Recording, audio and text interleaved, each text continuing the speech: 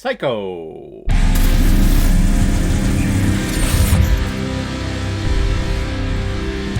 Misery, released in 1990 and is directed by Rob Reiner, who has also directed such films like This Is Spinal Tap, The Princess Bride, Stand By Me, and When Harry Met Sally. And this film is starring James Caan, Kathy Bates, Frances Sternigan, Richard Farnsworth, and Lauren Bacall. And the reason why we're talking about this fush-crushing film known as Misery today is because it was a PayPal recommendation and donation from one of my longtime contributors and supporters of this channel, Dr. Camp. Once again, you are here on my channel. Here we are with another one of your recommendations, which I greatly appreciate, because I've never watched this movie before. I have heard things. I really have heard things. I've seen things from this movie before, but I've never watched it all the way through. So thank you very much for sending this over. If anyone else out there also wants to be like Dr. Camp and help support me and contribute to this channel, you can select the QR code that is in the bottom left corner of your screen right now. Send over your donation with your movie recommendation of $5 or more, and if I have access to it, I will watch it, review it, and give you a little shout out, just like what I did with Dr. Camp. Paul Sheldon is a famous author who has written a series of a character known as Misery, and after finishing A Departure from that series, a brand new book, Up in the Mountains of Colorado, his car is thrown off the road during a really bad blizzard. However, he is saved by a local in the area known as Annie Wilkes, who takes charge of nursing him back to health because he has broken both of his legs and dislocated his shoulder. But as the story continues, we find out that maybe Annie is keeping Paul here against his will because she openly admits that she is his #1 fan and an absolute obsessive person over this Misery series. So when she reads the final book in the series and finds out that Misery has been killed by the author, Annie forces Paul to write a brand new novel reintroducing Annie to the series so that she can be happier,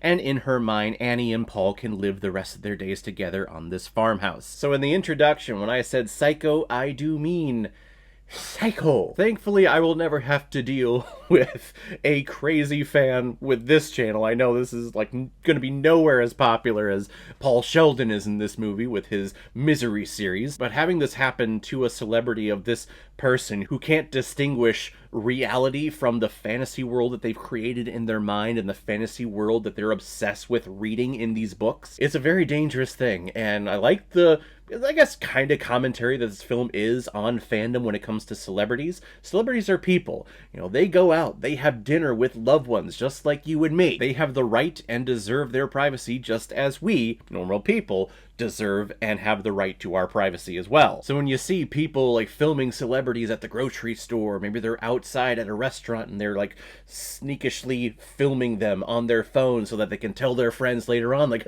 I saw so-and-so at lunch, oh god, this was great, one of the best days of my life. You don't do that. You don't do that to anyone. And in this movie, you don't do that. Maybe you save them from the car wreck. That's the best that you do. And if their legs are broken, you drive them to a hospital. You don't strap them down to a bed and force them to live with you to eventually where you think that they love you, and then force them to write another book in the series that you absolutely love so that your character can be reborn. You can get 10 more books in the series. The movie was a creepy joy, I will tell you that. It is based on a Stephen King novel, and I'll be honest, I'm not the biggest Stephen King fan.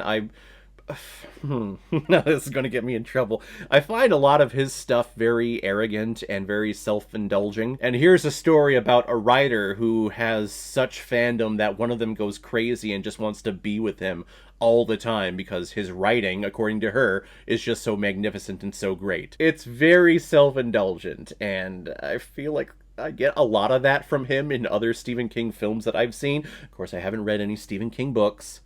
Okay, I haven't done that, so what do I fucking know? I know. But you can't help but realize that there is a connection here. He is a writer writing a book about a writer dealing with an obsessive fan. I mean, come on. Kathy Bates is the star of this movie. She plays Annie. She is a psycho. She really is. As we find out more about her, we realize that she has done some obsessive and abusive things to other fields of her life before. She used to be a nurse at a hospital, and then she ran a hospital, and then there were a whole bunch of baby murders that were happening, or newborn babies who were not lasting, so she was indicted, and she was arrested, put in jail. How she was able to break out and then live out here, and no one, like local authorities, have no idea who she is and where she comes from. I mean, that's a little far-fetched for me to believe, but the way she is able to switch in her facial reactions of how she is happy and she is lustful towards Paul, and then you see the switch happen and then she's just blank face. Like, she is depressed, she is angry, she is absent.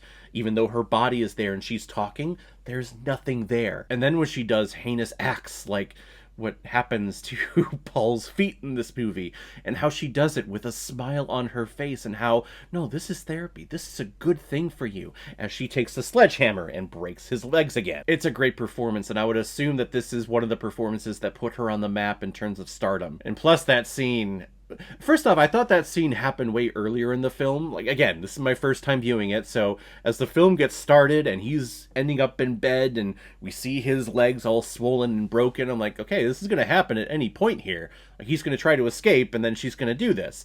It happens pretty late in the film, actually. Like, just before the climax of everything, when the police officer comes back over.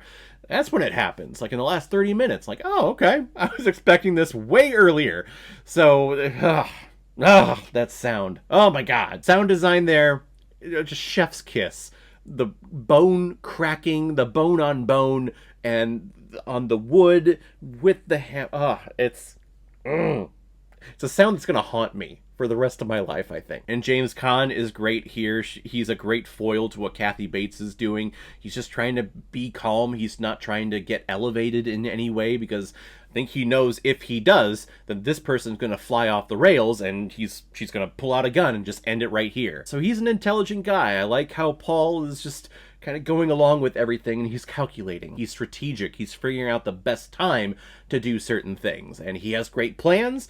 When they don't pan out, it's heartbreaking because you want it to work out and you want him to get out of there. It's a great thriller. It's a great psychological thriller with a psycho case that is just obsessed with this guy. I'm gonna give Misery 4 out of 5 Blu-rays. I like it a lot. So guys, if you've seen Misery, what did you think about it? Or if you've never seen it before and you stumbled across it because of this video, then comment below and let me know what you thought about it. And as always, if you like what you see here, if you like my take on movies, then hit the subscribe button and make sure you hit that bell. See you the next time I release next movie review. So guys, I will see you next time on the channel, but in the meantime, be well, be good to each other, and go watch a movie. Take care, guys.